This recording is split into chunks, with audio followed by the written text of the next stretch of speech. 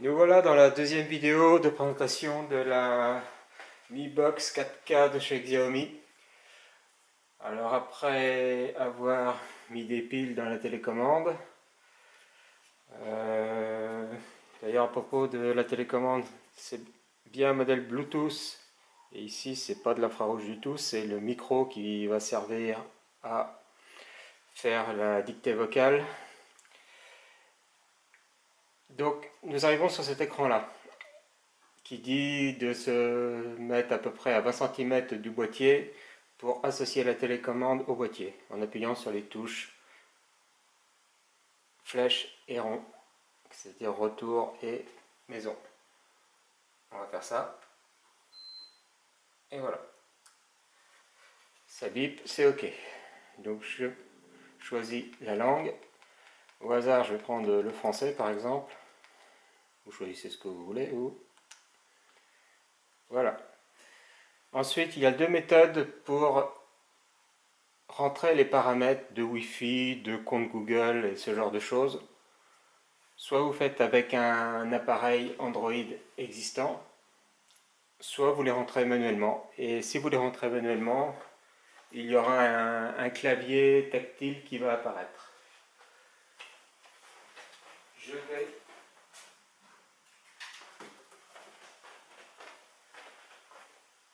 Je vais essayer de les rentrer avec un smartphone Android. Si jamais vous utilisez le clavier, vous verrez que si vous voulez une majuscule, vous faites un appui prolongé sur le rond et vous avez accès aux majuscules. C'est plutôt pratique aussi. Voilà, donc on va faire oui.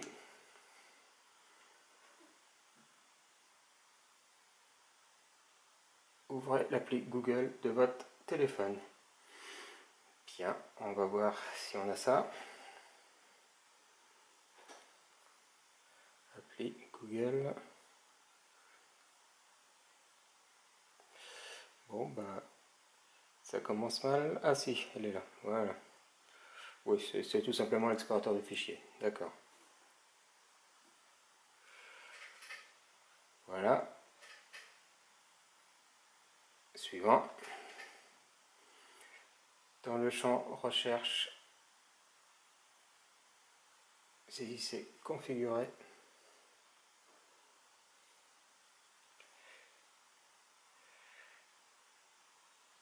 Ah oui. Ce téléphone a un clavier dit plus infect configurer mon appareil. Voilà. Suivant. Il me propose bien la Mi Box comme indiqué à l'écran.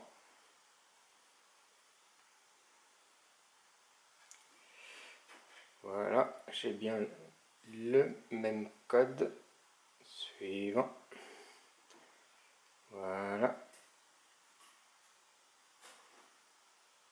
Voilà. Copier.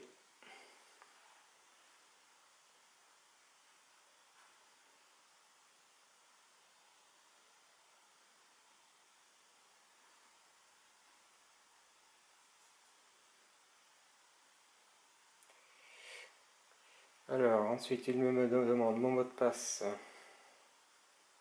sur le téléphone.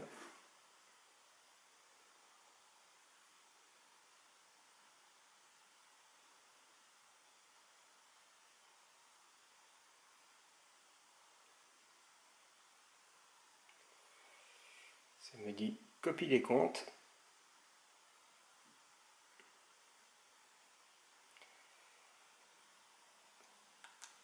Et voilà, je fais OK. Je fais accepter. Il n'a pas besoin de ma localisation. Il n'a pas besoin de connaître mes habitudes. Terminé.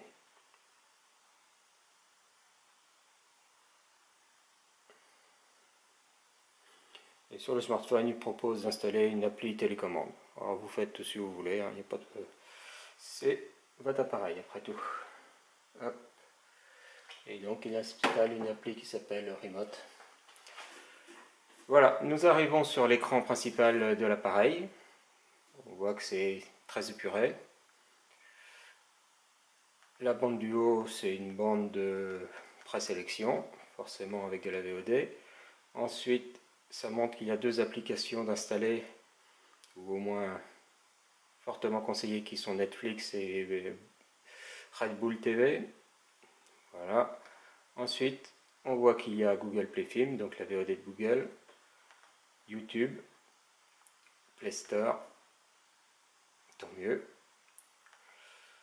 la musique et les jeux. Ensuite, nous avons l'onglet Paramètres pour gérer le Wi-Fi, pour gérer l'affichage. On doit pouvoir recentrer.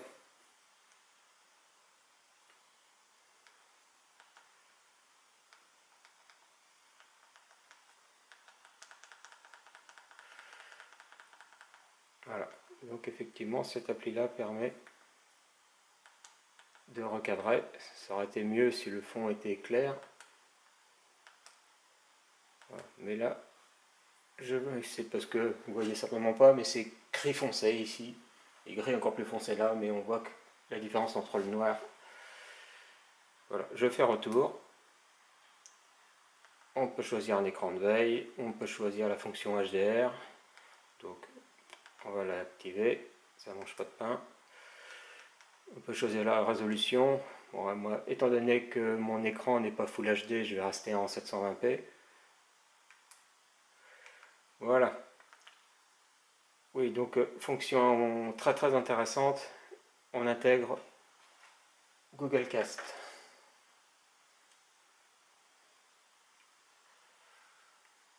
Voilà, donc ça c'est toujours pour l'appli télécommande. Bon, on s'en moque. Donc pour Google Cast, eh ben je pense que voilà, il n'y a pas grand chose à dire. Pour la partie sonore, on peut gérer les sons. Et très important aussi, donc, ce boîtier intègre une sortie jack 2,5 pouces, mais qui fait également numérique. Bon, par contre, d'après la notice, c'est du numérique 2.0. Mais vous pouvez brancher, c'est une sortie qui est SPDIF. Et vu que je vois qu'il y a une lumière rouge qui s'allume derrière, elle fait également optique.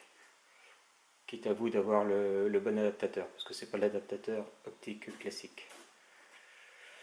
Ou la sortie par l'HDMI également. Bon. Je vais rester en PCM pour le moment. Ici, on gère les applications,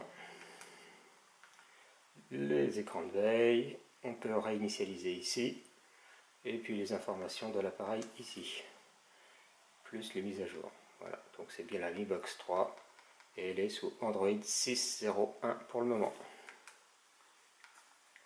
Date et heure, langue, si vous voulez changer, clavier, donc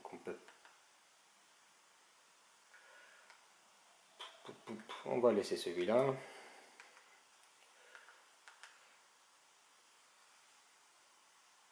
On va laisser ça également, donc on doit pouvoir gérer des choses sur l'écran d'accueil.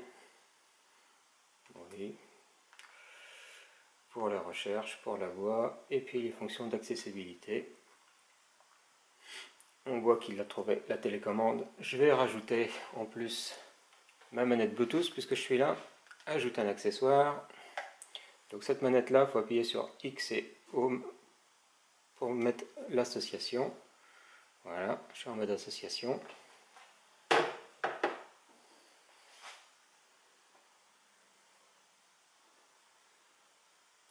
Bon, tant qu'il cherche, on va parler de cette télécommande. Donc c'est plutôt pas mal, ça c'est une télécommande de marque Impega. Ça coûte pas très cher. C'est une batterie Bluetooth, une batterie lithium dedans.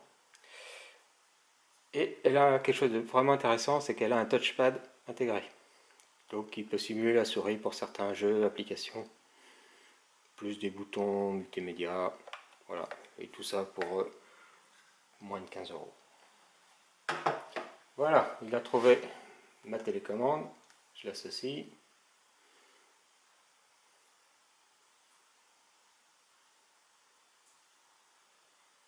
Voilà, c'est fait.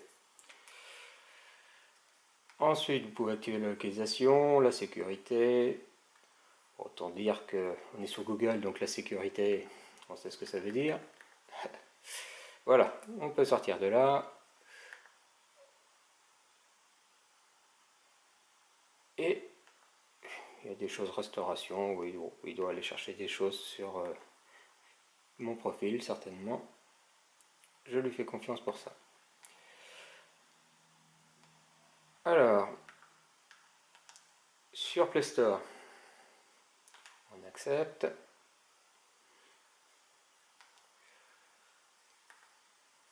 On va installer la VOD de France Télévisions.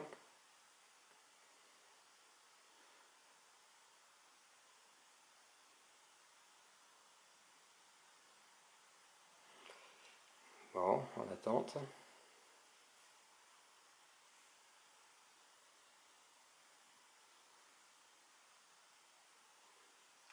Je fais retour.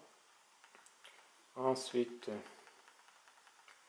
je vais faire une recherche. Alors pour faire une recherche, je vais chercher Molotov TV. J'appuie sur le bouton micro.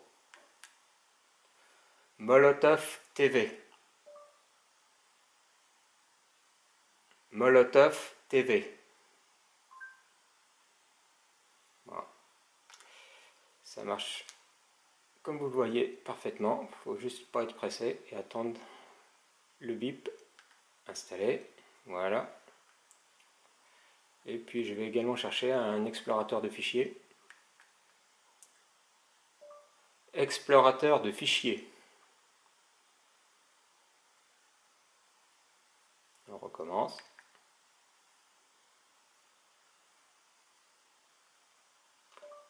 Explorateur de fichiers.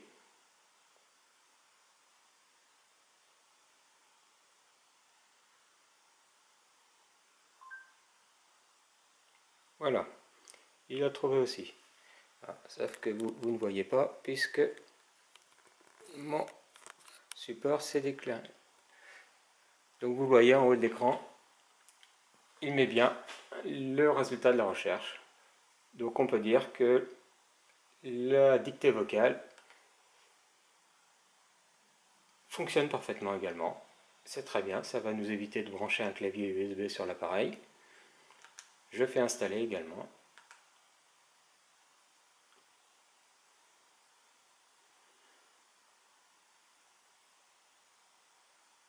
Bon voilà, en attente également. Il doit mettre à jour des fichiers système, je suppose. Voilà, je sors de ça. Et effectivement, c'est en cours.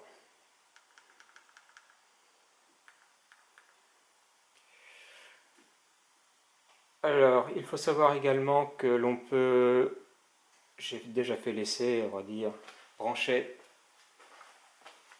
non seulement une clé USB, mais un disque dur externe fonctionne très bien. Ça veut dire que le port USB de l'appareil fournit suffisamment de courant. Je pense qu'on a fait à peu près le tour du paramétrage. On voit que c'est quand même hyper simple. Et puis voilà, s'il n'y a plus qu'à attendre que ça s'installe, et puis on verra la suite dans la troisième partie de la vidéo. Allez, ciao et à plus!